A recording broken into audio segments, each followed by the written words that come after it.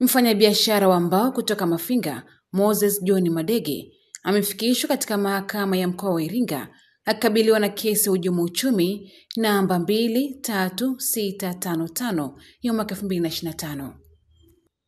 Kesi hiyo imesomwa kwa mara ya kwanza leo mbele ya hakimu mkazi mfawidhi Jafet Bwire Manyama.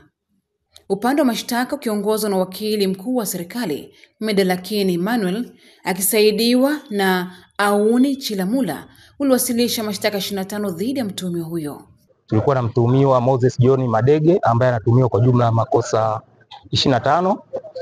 Kosa la kwanza mpaka kosa la 23 ni kuwasilisha ritani za kodi ya ongezeko la thamani zenye taarifa ya uongo kinyume na kifungu cha 84 kifungu kidogo cha kwanza B cha sheria ya usimamizi wa kodi sura namba 438 marejeo ya mwaka 2019.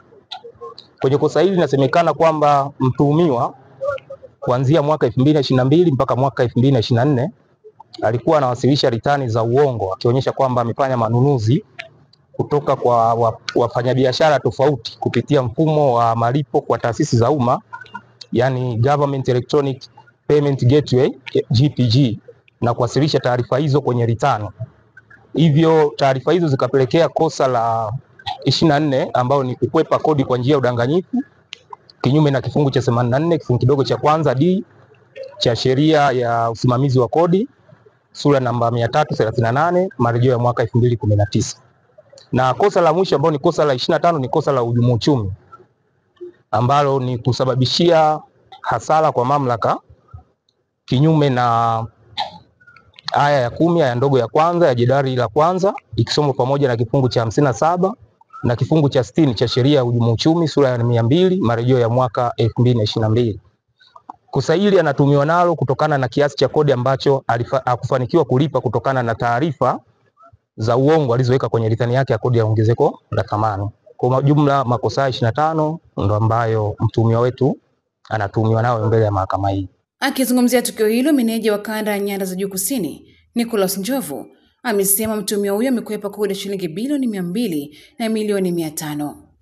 Mfanyabiashara huyu amekuwa akiwasilisha ritani za uongo akionyesha manunuzi ya uongo ambayo si sahihi, na hivyo kusababisha kukwepa kodi ya ongezeko la thamani yenye thamani ya shilingi bilioni 2 na milioni 500. Sasa kikubwa tutoe rai kwa wafanyabiashara wachache ambao wamekuwa wakitumia kwa makusudi mbinu mbalimbali za kuweza kukwepa kodi na hivyo kushusha mapato ya serikali na hivyo kukwamisha juhudi za serikali za kuweza kutoa huduma mbalimbali kwa wananchi.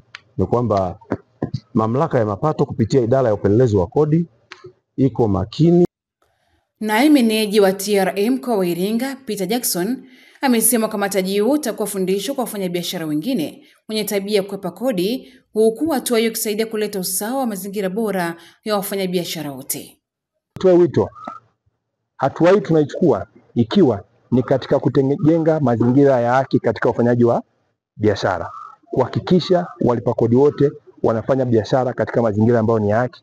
Kwa maana mfanyabiashara ambaye atatumia taarifa za uongo katika uwasilishaji wake wa ritani, maana yake yeye pesa yote alikupaswa kulipa ya kodi ameikwepa. Mtu huyu anaweza hata kufanya mauzo ya chini kwa sababu anajua wajibiki kufanya nini? Kulipa kodi. Hivyo basi TRA tupo tayari kwa ajili ya kuhakikisha kwamba mazingira ya ufanyaji biashara yanakuwa ni mazingira ya haki, na wale wote ambao wanafuata taratibu tupo nao bega kwa bega kuhakikisha mazingira ya ufanyaji biashara yanakuwa salama, mazingira ya biashara yanakuwa ya kiushindani, na kwa hao wachache ambao wanajihusisha kwa kweli hatutasita kuwachukulia hatua kali. Madege alifikishwa mahakamani hapo na idara ya upelelezi wa kodi kanda Nyanda za Juu Kusini. Hata hivyo, licha kupewa masharti ya dhamana ikiwemo kuweka nusu ya fedha za hasara alosababishia mamlaka, alishindwa kukidhi masharti hayo na kurejeshwa mahabusu. Na kesi imepangwa kutajwa tena Oktoba mosi mwaka huu.